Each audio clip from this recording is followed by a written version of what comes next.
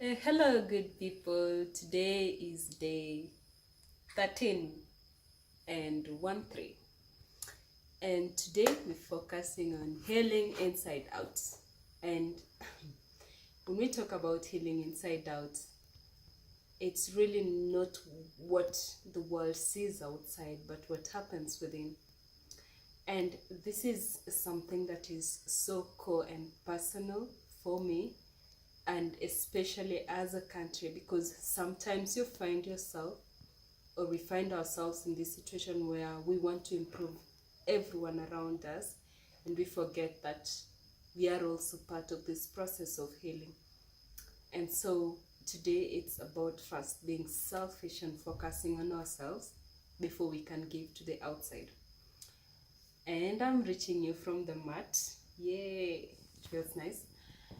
And when we talk about healing, in the process of letting go, most of the times for us to let go, hold on to are a result of painful memories. And the process of letting go is really painful. It's a painful process. And therefore, healing, the process of healing is inevitable. And sometimes, as some of you already know, that I have been in the business of selling clothes to people.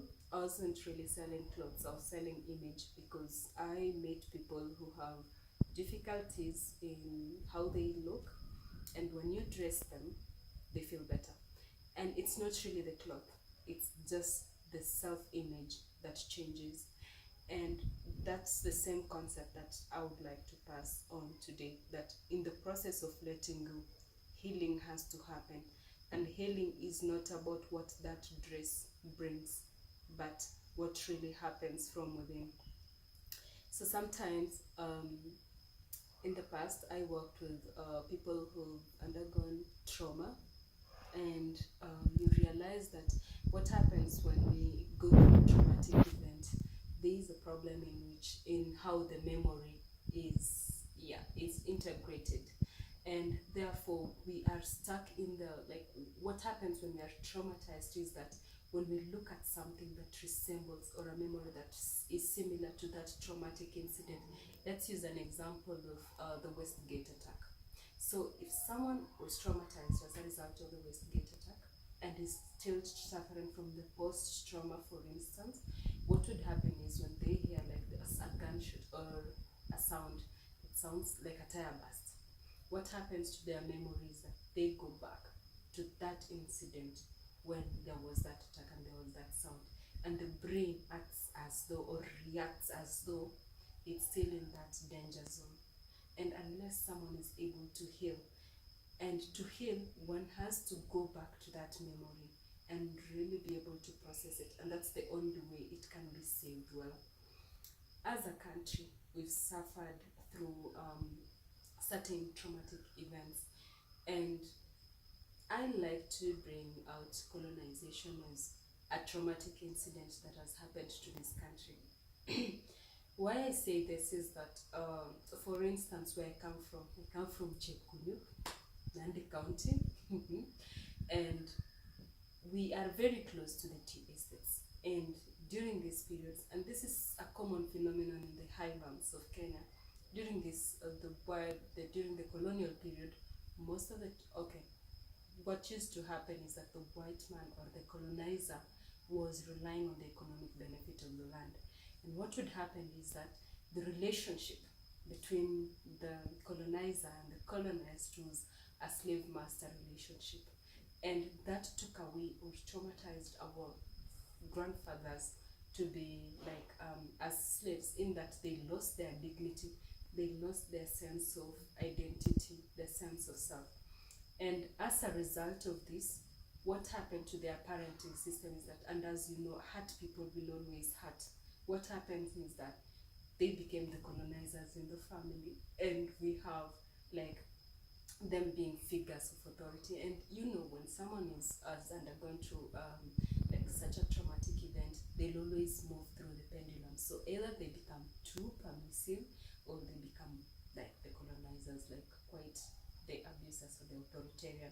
And what happens is that we have children who are born down, the generations born down the line, who are still suffering as a result of that. Because after our grandfathers, our parents also, they were brought up the same way. And what happened? They did the same thing. They brought us up in the same way. And we have parents who are doing the same thing, colonizing and continuing the same pattern that happened generations ago. And we cannot heal as a country unless we heal ourselves as individuals. And this process of healing ourselves as individuals is recognizing some of these unhealthy patterns that we have continued thinking that they are the norm, when they are really unhealthy and continue to harm us as individuals. Why I reach you today from the yoga mat is because I have found yoga to be the best effective healing method, in the sense that when you are on the yoga mat, you can reach every aspect of your body. First is the connection to your breath. The breath is the breathing exercises that we've talked about in this process in the recent past is the most vital one, because one, it helps with the calming of the mind, and also when we experience these emotions as a result of these histories that we've suffered down the generation, we are able to manage it and process it better. Secondly is about the body. We're going to talk about how stress works, and we'll discuss more about what happens to the body really. And what happens during yoga is that you get to understand your body. That when you are unable to stretch on the hip, it gives you information. When it is about, you cannot do a tree pose, for instance, which is a standing pose, when you lack that stability, it says something about your ability to focus and concentrate. And so the more you work on these skills, the more you're able to do the yoga practice, then the more it translates to actually your everyday life practices. And so this is one of the reasons I promote yoga as an exercise, and especially the breathing exercises. So when we talk about healing inside out, it's really that awareness of the heart, that, or the damage that we have gone through.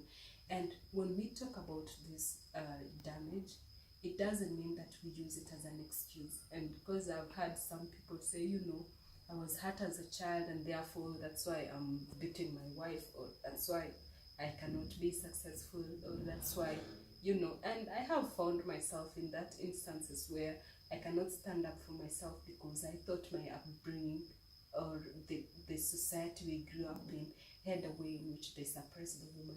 But over time, learning and understanding that I don't have to relive that history, and one can only get over it if they can look at it and challenge it. And so today in this 13th day, and it's almost the second last day before we can finish the 2 weeks, this is a very important process.